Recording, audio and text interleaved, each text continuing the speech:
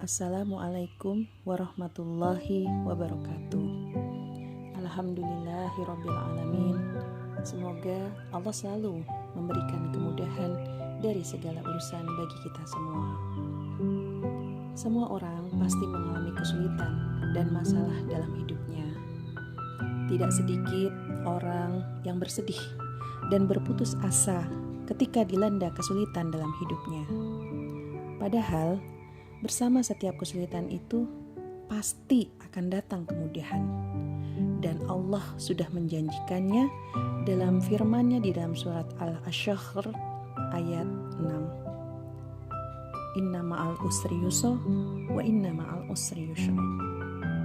Percayalah, supaya terhindar dari segala bentuk kesulitan hidup dan segala masalah hidup, baik di dunia maupun akhirat, seseorang harus menjauhi hal-hal yang menjadi sumber datangnya kesulitan hidup, yaitu pertama, orang yang berpaling dari peringatan Allah Subhanahu wa ta'ala.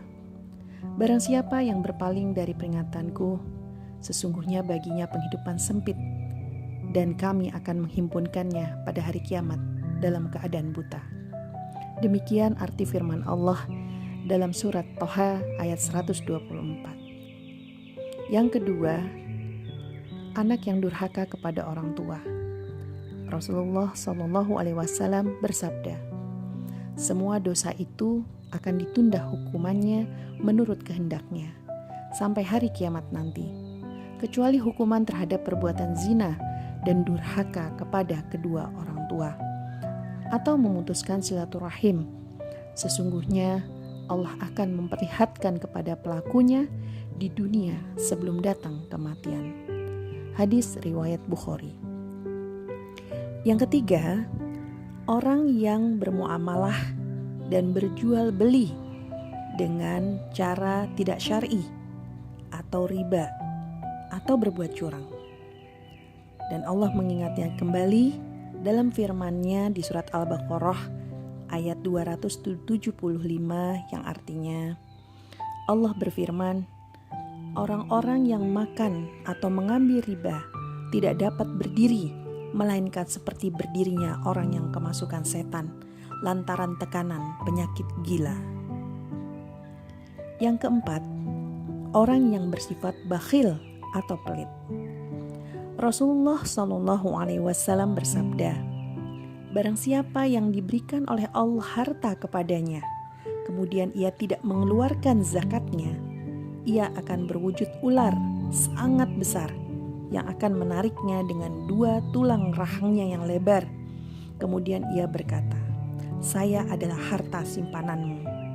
Kemudian Nabi membacakan ayat sayutawwaquna ma bakhilu bihi yaumal qiyamati sampai akhir ayatnya.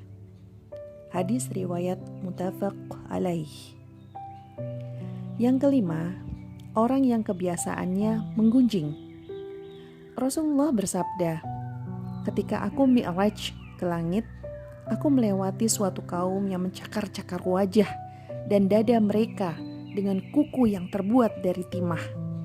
Kemudian aku bertanya, siapakah mereka itu wahai Jibril? Jibril menjawab, mereka adalah orang-orang yang memakan daging manusia dan senang menggunjing kehormatan mereka. Hadis riwayat Abu Daud.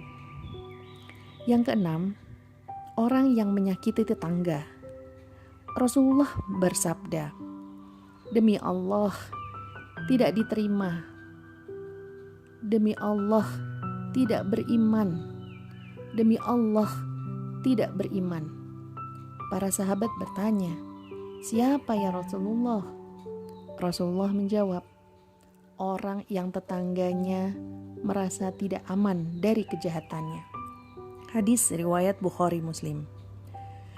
Dalam hadis yang lain dikatakan, sungguh tidak akan masuk surga orang yang tetangganya merasa tidak aman dari kejahatannya.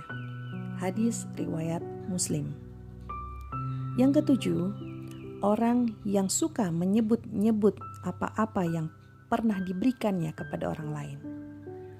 Dari Abu Dzar bahwa Rasulullah SAW bersabda, 3 hal yang menyebabkan Allah tidak akan berbicara dengannya dan tidak akan melihatnya pada hari kiamat, dan mereka akan mendapatkan siksa yang pedih. Kemudian ia berkata, Rasulullah SAW mengulanginya sebanyak 3 kali. Abu Dzar berkata, mereka sungguh kecewa dan merugi wahai Rasulullah. Rasulullah bersabda, mereka adalah orang yang memanjangkan pakaiannya, yang menyebut-nyebut pemberian, dan yang menggunakan hartanya dari sumpah dusta. Hadis riwayat Muslim. Semoga Allah menjauhkan kita dari berbagai hal yang dapat mendatangkan kesulitan hidup. Semoga Allah melancarkan segala urusan dari kita semua. Dan semoga kita diberikan kesehatan, kekuatan, keselamatan, dan rizki yang luas dan berkah. Maha suci Engkau ya Allah, dan segala puji bagimu. Aku bersaksi bahwa tiada Tuhan melainkan Engkau. Aku mohon ampun dan bertaubat kepadamu. Wabillahi taufik wal hidayah. Wassalamualaikum warahmatullahi wabarakatuh.